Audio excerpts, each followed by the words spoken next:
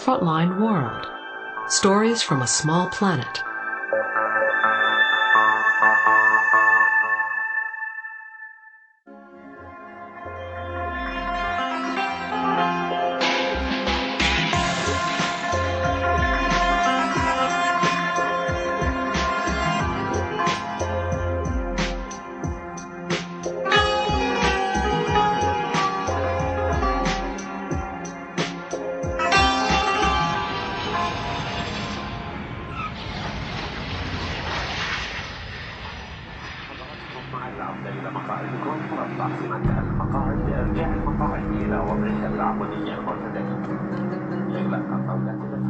If you want to get to Baghdad, you have to start 500 miles away in Amman, Jordan. We've landed here right in the middle of an international propaganda war, a war of words. The US insists that Saddam Hussein is developing weapons of mass destruction and terrorizing his own people. The Iraqis reply that this is all lies and the US is killing Iraqi civilians with its economic sanctions. We're on our way to Baghdad to try and dig out the truth. Jordan is the gateway to Iraq, home to thousands of refugees who fled Saddam.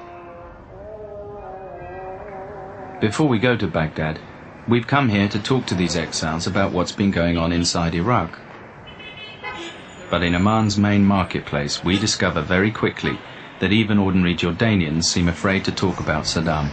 And you think it would be a good thing to get rid of Saddam Hussein? تعتقد انها مسألة جيدة انهم يتخلصوا من صدام حسين؟ يتخلصوش منه. They can't get rid of Saddam Hussein. Will you say that on camera? لا لا. Why are you afraid to appear on camera? Are you afraid that you will get into trouble if you talk to us? أتوقع أنك تفوت في مشاكل. Yes. Yeah? Yes. In Jordan? Yes. شو ممكن يسألوك يعني؟ Assalamu alaikum. Is somebody there? Is Karim there, please? Yeah.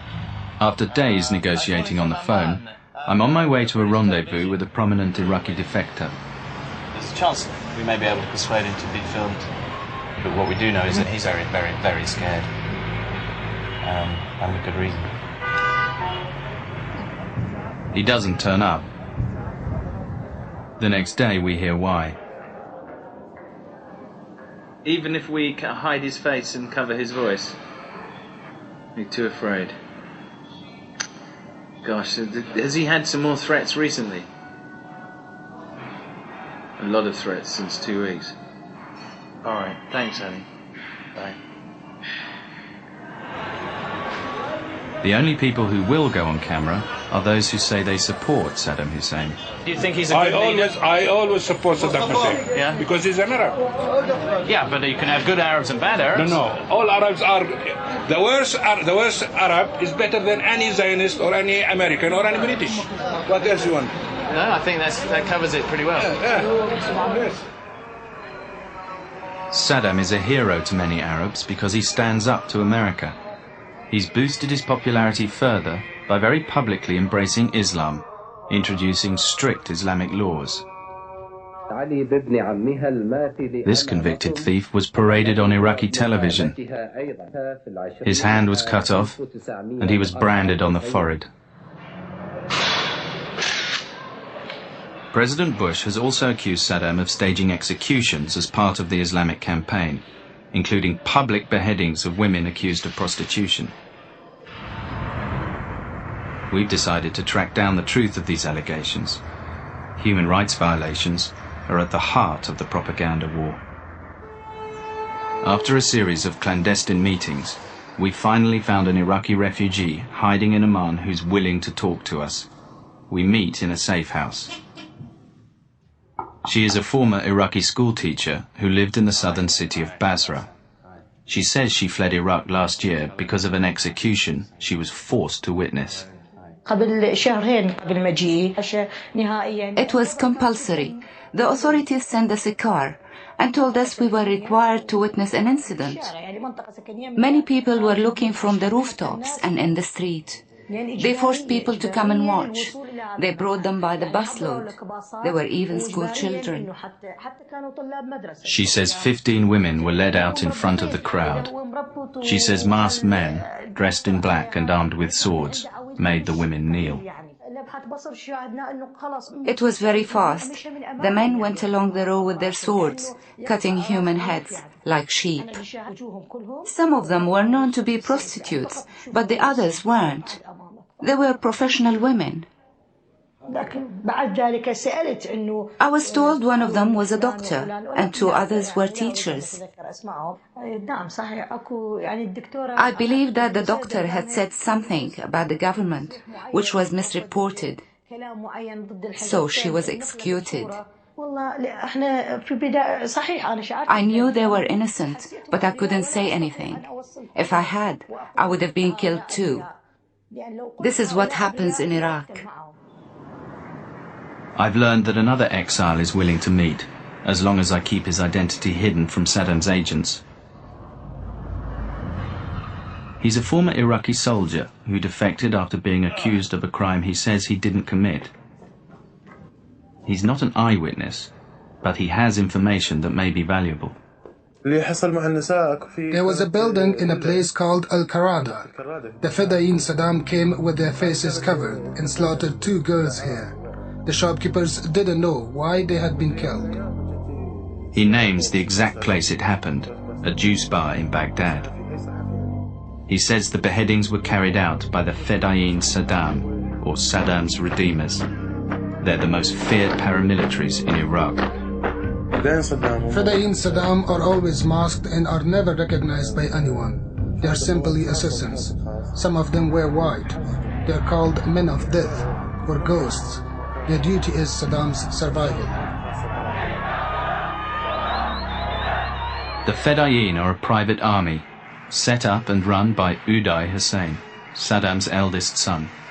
He's the second most powerful man in Iraq, perhaps more feared and hated than his father. 6 years ago, he survived an assassination attempt but was left partially crippled. Now he uses the Fedayeen to terrorize the population. Uday uses them to imprison and to kill. They have their own jail. No state authority can interfere with them. Only Uday. While I was in Amman, I was passed a video smuggled out of Iraq. It's never been seen before in the West. It shows in terrifying detail just how Uday trains the Fedayeen.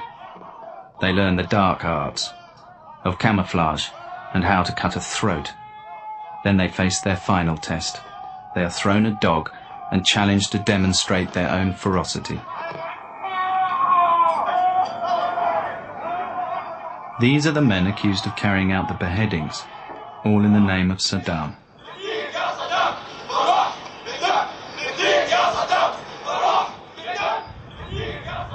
In the hills of Amman, I meet with another Iraqi defector. He's brave enough to talk to me on the record. What did the driver say when he saw Uday pull out his gun? Hassan Juma knew Uday Hussein personally and ended up in the clutches of the Fedayeen. In the mid-90s, Hassan was president of Baghdad University's student union. He had to report regularly to Uday, who was in charge of all student unions in the country. One day, Hassan says Uday sent a Mercedes to pick him up. Inside were 2 members of the Fedayeen. I was about to get into the car when they told me that they had been ordered to take me in the trunk. 2 of them carried me and placed me in the trunk. He was thrown into a jail run by the Fedayeen. It was full of people who had crossed Uday. I joined many athletes, students and journalists. The torture began. I was suspended by both hands. They had a razor blade. They used it to slash the backs of prisoners. I was slashed on my back and my wound required 60 stitches. You see it? Show us. Oh